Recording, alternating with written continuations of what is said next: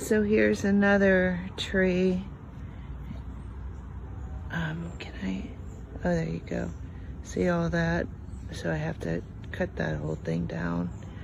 And there's multiples. There's one. There's that one. I just did one over there. I don't know how I'm gonna get the roots out. Right now I'm just focusing on getting the, getting to the base of it, and then I'll worry about the base and the roots later. It's an awful lot of work. Ja.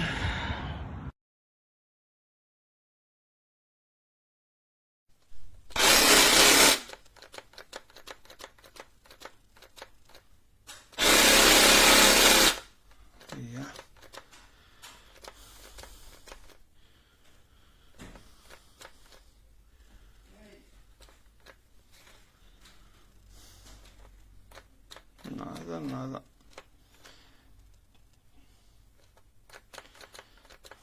No.